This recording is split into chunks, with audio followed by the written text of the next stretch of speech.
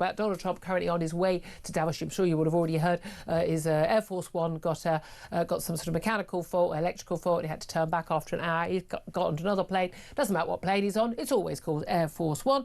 But he's on his way a bit late. But he is due to speak at about 1:30. God knows what he's going to say. I think one thing we can be definitely sure about, whatever the script says, he's going to go on for longer and he's going to go off script. So good luck, Ian Collins, with that show. Good luck to you for listening as well to that. Joining me for the chat today, I'm delighted to say, is Benedict Spence, Conservative commentator, looking, if I may say, very dashing today. But sans aviateur, so, you know, I could have been looking more dashing. For those who did not complete their French GCSE, he does not have the matching blue shades that Macron wore. But I really wish I did. I'd look good. That would be, that's a look. I have to say, he sported that look very well. If it look as a 5 foot, well, just under 5'11" woman, I've got to say, Macron, you know, if he could put an extra foot on, then maybe more attractive. But he looked rather cool. Everyone's talking about it. But he had a manky eye. He had an eye, bloodshot eye. A lot of talk about whether Brigitte had anything to do with this look. We've seen it on camera already. Yes, we have. So. But also, to be fair, you know, talking about him being short, he would not be the first short French president who has, so to speak, punched above his weight when it comes to the First Lady. I'm, of course, talking to Nicolas Sarkozy and whatever on earth was going on there with Carla Bruni, who was well out of his league, or would have been if he wasn't, in fact, the actual president of France. Yes. But I digress. Because I think we may be going off topic. But that said, Emmanuel Macron was definitely part of the jibes that Donald Trump... I mean, goodness me, he had a press conference yesterday. What was it, 2 hours or something? I thought it was already on the way to Davos. It wasn't. He'd surprised a press conference which happened in the White House press briefing room and covered a lot of topics, a lot about home domestic affairs, because, you know, things are not going economically that well for the president. But he was also asked about, and we've got a little clip here, he's also asked about his relationship with both Keir Starmer, you know, that bromance, and that romance with Emmanuel Macron. And here is what Donald Trump had to say. Get a little bit rough when they're,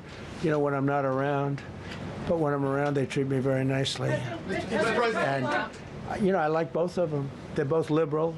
They've got to straighten out their countries. You can't, you know, London is having a lot of problems, and if you look at Paris, got a lot of problems. They have two problems, immigration and energy. They got to stop with the windmills, and they got to go back like UK has an unbelievable asset called the North Sea. Norway uses it, makes a fortune. They have a better section of it, and they don't do it. I mean, he's not wrong. He's not wrong, is he? No. Benedict, before I get your thoughts on this, I would add in crime and welfare as well. You know, let's add culture wars and all of that. But yeah, you know, immigration, massive impact on the economy, of course, a massive impact on our culture and housing and education. I mean, huge, and on crime. But Donald Trump has told Keir Starmer, OK, and Macron as well, we don't care about France. He's told Keir Starmer to straighten out Britain and said London has a lot of problems. What is your reaction to that? Do you think, thank you for telling the truth to our Prime Minister, do you think, you know what, no offence, I may or may not like you, Donald Trump, but don't give your opinions on our country. It's none of your sodding business. I mean, let's face it, we weren't that keen on Obama giving his tuppence worth during the Brexit referendum, were we? What do you want to say about this? And what do you think should be done? And do you think he's identified the right problems? Maybe there's something else. Maybe he hasn't done the full list. I mean, there's a long list of problems here. Give us a call on 0344 499 1000. Text the word talk in your message to 87222. Get in touch with us on X at TalkTV. Calls are charged at the national rate. Text costs £1. Standard network rate message. Benedict, is he right? Should he have said it? He is right, and he's perfectly within his rights to say it. I mean, if we were going to get a little bit sort of picky, you could look at just about every major American city and say, well, you've got all of the exact same problems on a much larger scale when it comes to things like stabbings and shootings and illegal migration. That's why he's having to send authorities into all of these cities. At least he's trying to do something about illegal immigration. At least, having been elected on that basis, he is doing what he promised to do. And which, of drill, course, baby, drill. Which, of course, famously in this country, you vote for whoever and they'll lie to say whatever to get in power, and then they do the exact opposite. And I mean, that's just a massive practical joke on all of us. It's been going on for about 30 or 40 years. But on the subject of energy, he is absolutely right. And the funny thing is, of course, energy underpins almost all aspects of the economy, and that obviously affects everything else. Someone should tell the government that. I mean, honestly, it's just beyond frustrating. It's beyond frustrating that you and I have been having this same discussion for close to a decade now. So, it's going to keep on going. We're not that old. No, We're not that old. Close to a decade, but, not quite a decade. But at some point, it will have been well over a decade, and then it'll be 2 decades, and we'll still be talking about Ed Miliband and his wind farms and his solar panels, even as the rest of the world has long since moved on, and Britain and Europe, by extension, becomes poorer and poorer, because we still seem to believe in this outdated idea that you can magically fix things with, entirely green power, not just green power, by the way, green power. Yeah, and also, by the way, a lot of based on sort of batteries that don't exist yet, and importing the whole thing from China. Oh, don't worry, we'll get there at some point. Ed Miliband actually was the net zero insanity secretary. Yeah. Again, my always been, he cannot be the energy security and net zero secretary, whichever way round it is. Yeah. It's one or the other. But he was doing the media rounds. I mean, I don't know why the media interviewing him didn't just wrap him up in cotton wool and say, there, have some cocoa, Ed, instead of challenging him. Not one mention the small matter of Nesso, the government quango that said only a month or so ago that the cost of net zero was £4.5 trillion. Let me just check my back pocket. Oh, I don't think we've got £4.5 trillion going spare for this policy. And the fact that there was some challenge, at least, over the fact that this is a 15 billion... Again, we haven't got a spare 15 billion quid either. 15 billion quid for solar panels and heat pumps in homes. Most homes won't do any of this. I live in a flat. Where am I putting the solar panels in my flat? I'm on the ground floor. Absolute waste of money. I'm not having a heat pump over my dead body. You're forcing me to have a heat pump. We're having to pay people, subsidise them, to the tune of £7,000 for them to buy a heat pump, which still costs more than about twice what a boiler would cost. No one who is struggling financially, which is, by the way, the whole country, is going, other than Labour donors, is going to waste the money on this. They don't work properly. And where are we getting the solar panels and the heat pumps and all that? Oh, we're moving to electric vehicles. Where are we getting them all from? From China. China is making this stuff. How are they making it cheaply? Because it's all subsidised. And which energy they're using? They're using coal-fired energy. And we know there's all these issues about kill switches in EVs and in the solar panel and the farms and things like that. This is, I mean, I use the word insane a lot. It's not just insane, it's dangerous. It is. It's national suicide. It's really, it would be amusing if it wasn't so serious, but at the same time as we're talking about, now Europe is starting to talk about strategic autonomy from the United States because, maybe they aren't quite as friendly as we thought. And we're sat here selling our souls to China, but also India. Yesterday, Ursula von der Leyen announced that they're going to strike a fantastic new deal with India. And you're sat there thinking, what, as opposed to the US? How is that better? How does that make anything better? India is famous, actually, for its business practices, the exact same as China, which is that they infiltrate, they take all the intellectual property, they take it for themselves, and they sack everybody and hire Also, a very, Indian very people. big country, far bigger than the US. It's the most populous country in the world. But most of them ain't that rich. They're not buying your goods. They're not rich. They're also not friendly. We seem to have this idea that because it's they're on Russia's side. Yeah, they absolutely are very hostile towards us and towards the United States. They like to pick and play both sides, a bit like a lot of the Gulf states. A bit like China used to do in order to get to where it wants to be. They do not look at us as some sort of benevolent form of colonialism. What did you make? I mean, Ursula von der Leyen, again, I mean, she's an utter waste of space as a woman. She's literally just a, and I'm saying this with a bad hairdo, and that's me saying it with, my hair, a bad hairdo, in an empty vessel. But she was talking about, an independent Europe sort of going it alone and building themselves up. Well, that's fine, but you have to dump net zero. You're going to have to put up the borders on the immigration and tackle that, and you're going to have to actually start investing in defence, because the reason why everyone is clutching their pearls over Greenland is because if Donald Trump decides he wants Greenland, he can sodding well have Greenland, and there's nothing that Europe can do about it. Oh, by the way, if America pulls out of Ukraine, now I've got regular military and very knowledgeable guests on the show who say no, we can help defend Ukraine. We haven't got the will all the way. I simply don't believe that. No, we can't. But I mean, Donald Trump is telling us to fix, or telling Keir Starmer to fix his country. That's all very well. I say Donald Trump's got a lot of problems, but I mean, do you think Keir Starmer is listening? Because Donald Trump is going to land in Davos today. He's going to be speaking at 1:30. No plans yet for Starmer to go to Davos, even though we knew that Donald Trump was going to be there, because it was like the day after his inauguration last time when he spoke on video call to them, and he said, I'll be there next year. So if the most powerful man in the world is going to be there, you should be there. We were saying on the show yesterday, all the big cheeses are going to be there this week. But from, he's a big cheese. But he goes other years when it's just someone from, Mozambique who's there. I was going to say, Keir Starmer's never seen an international conference he didn't want to fly immediately to, rather than be in the UK. It's just this awkward one. And it's because a lot of the sheen has come off all of this. Donald Trump, I think, Starmer thought one of his few saving graces was that he was this sort of Trump whisperer, that he got in his ear, that they got on, and that Lammy and Vance got on. And now, actually, it's been shown up for exactly what it is, which is that Donald Trump will be friendly to you when it suits him, and when, when there's a royal trip on the cards. Yeah, of course. We should have held that over him a little bit longer, I think. We should have done, but ultimately... Should have been dangled there. I think, just out of reach, that little carrot, just out of reach each time. Even so, I still think it's one of those where you can't pretend for a second to genuinely have any kind of influence over the President of the United States. That wouldn't matter if it was Trump or anybody else. No, the Americans don't have the influence. Marco Rubio, the Secretary of State, doesn't have any influence. I can imagine, genuinely, I remember the State Department and most of the Defence Department, other than Pete Hegseth, the War Secretary, isn't he now? Yes. I think every time Donald Trump speaks, they're just, oh God, what are we going to do now? You know there'll be back channels saying, look, don't worry, we'll sort this out. A lot of people will be going, I don't really care about Greenland. It's a fair point, but I think we should absolutely care, with the threat from Russia and all the other threats we've got in the world, about the breakup of NATO. Well, honestly, when people turn around and they say, I don't care, I understand if it's because they've got a lot of things to worry about in their own life, but the attitude, which is that the rest of the world doesn't concern, we should solely focus on what's happening within our own territory. I mean, it's an idiotic view, because the world doesn't just leave you alone. The United States, the most powerful country that has ever existed, has on multiple occasions tried to go, we don't care about the rest of the world, we're going to put up the borders, and the world turns up at its doorstep. Every president is elected as an isolationist president, every single one. Yeah, you don't get to say, actually, the world doesn't exist beyond my four walls and that it's up to it to do whatever it wants. Yeah, we know what Ukraine did to our energy prices. Absolutely. That led basically, I mean, let's be honest, to a fool of a government, because Liz Truss probably wouldn't have fallen if she hadn't been stupid enough to go, energy price guarantees. Yeah, that was really smart.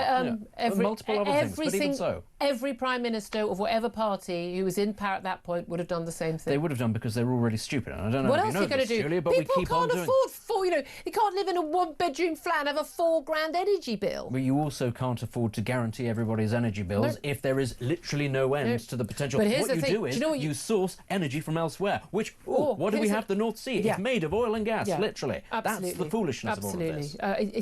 I tear my hair out. I genuinely tear my hair out of this. But we've already discussed that at Miliband. And again, I'm genuinely, if you watch him, he makes more sense if you watch him without the sound on, not going to lie.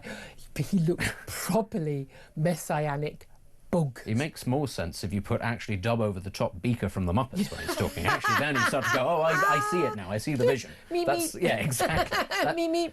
Try it, somebody. Honestly, it's great fun. I am that age. I got that reference. Thank you for that. Let's talk about matters closer to home. Cross the river. I always put that literally just over there on the other side of the Tower of London. There will be this big Chinese mega embassy, the super embassy that MI5 and MI6 has said, well, we can't really protect everything. We're going to have to move a load of communication cables, because obviously the Chinese are going to want to get to those. We've got redacted plans. There'll be people are talking about not only mega computers down there, spy agencies, basically listening into all these cables.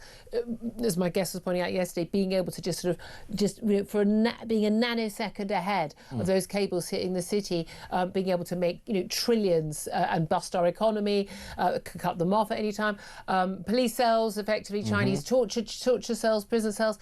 God knows what's going to happen. I don't think you should put anything past the Chinese. I mean, they've abducted people from London streets on plain view daylight into their grounds. This is an enemy, hostile, murderous, traitorous, autocratic state. We should not be giving them anything. So we're giving them this embassy against the wishes of the local people, local planning department, etc., etc. And knocked me down with a feather. Imagine my surprise when the confirmation came this morning that Keir Starmer's trip to China is now going to happen at the end of the month. Because we knew if he didn't approve the embassy, the trip wouldn't happen. Well, the answer to that is, then I ain't visiting China. Well, you'd hope it would be the answer, but sadly, because our country has decided that as its economic policy, it's going to do this thing called degrowth, and it's just going to sort of, trade with everybody else, we, sadly, have invited these people in. We are now, sadly, beholden to them. We have got them, a bit like with the Qataris as well. These people are too deeply embedded now into our state for us to just rip things up unilaterally. In this building? It'll be very, very painful for us to do that. And our government, successive governments, let's also be clear here, Conservative Party. And by the way, Farage gets in, Reform are going to carry it on because they won't be able to. You can't rip the whole thing up in one go. You can't. And there is simply not the bravery of any politician in this country to actually recognise what any of these states are, which is, again, as I said with India, hostile. I wouldn't necessarily say enemy, but hostile. They are looking to take what they can get from us, and they do not care.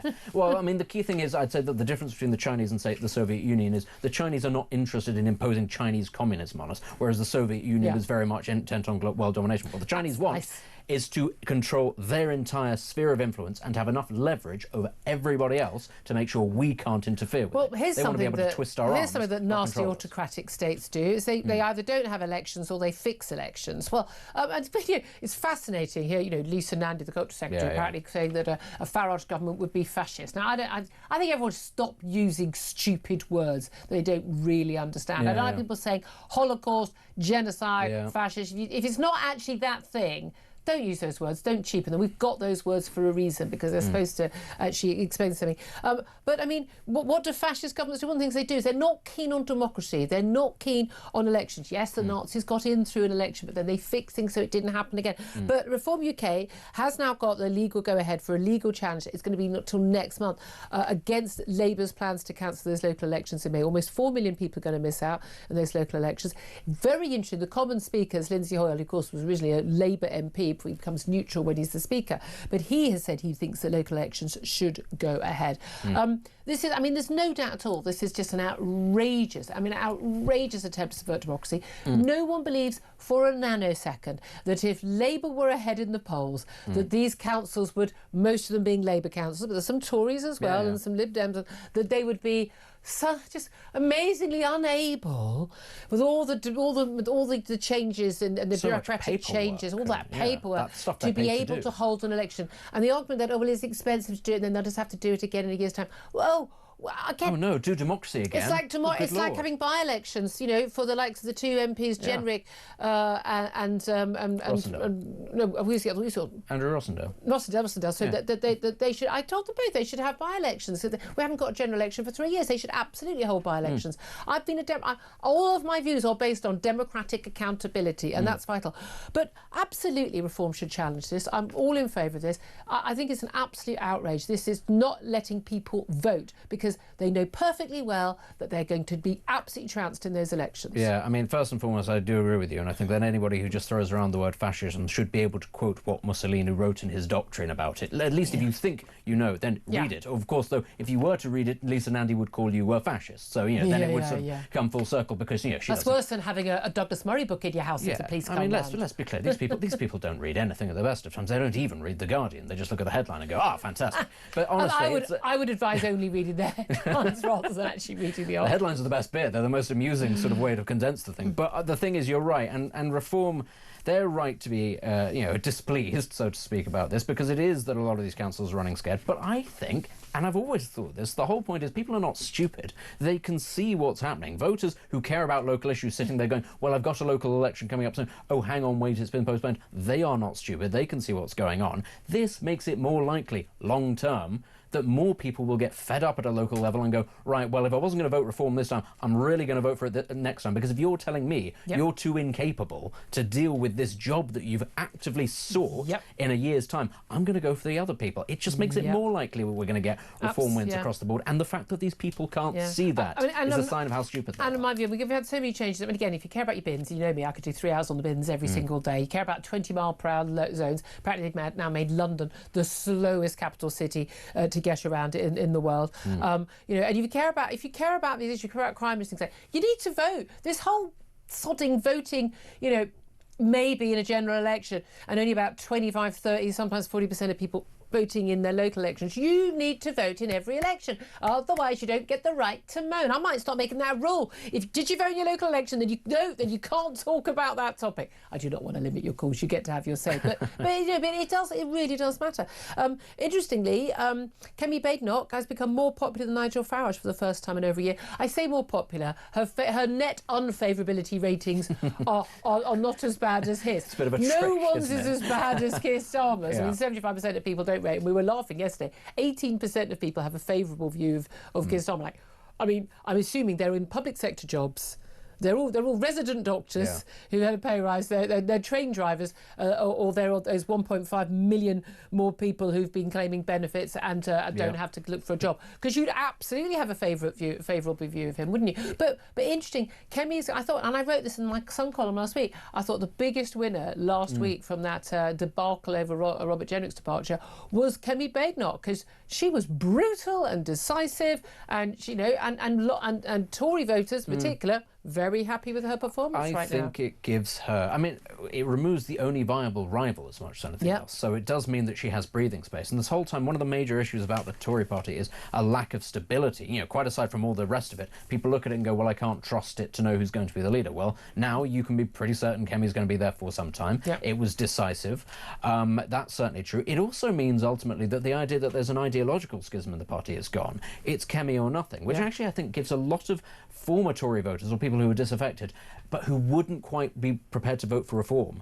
They might have gone to the Lib Dems or whoever. They might be looking at it and going, OK, I can tolerate voting Conservative the next general election. It does strengthen not just the Tories, it actually strengthens the right more generally, because it brings back to the Tories voters who wouldn't have gone to reform. They're not losing those voters to them anyway. So I do think actually it's a net positive, strangely enough. Of course, it's good for reform as well. It means finally that there's some sort of succession plan, and it's a big name and all of that. It's a vote of confidence, but still, I think there's lots of people in reform who would be very unhappy about Robert Jenrick. Lots of other people. But I mean, but Sir Jacob Rees-Mogg, we had him on the show yesterday, and he was saying that I think this strengthens the move to, the right to unite. Which I think is not than unite the right, which is the idea that they can actually go into the election not with a pact, not with a plan for a coalition, wanting to both be the majority, but basically say, but to stop the bunch of lunatics and Greens and everything on the left getting into government in some very badly named progressive alliance, that they would work together, which I think is what most voters, may not be some diehards, don't want to do it on either side. It's what most voters on the right would expect them to do, and they will do. Who are we kidding?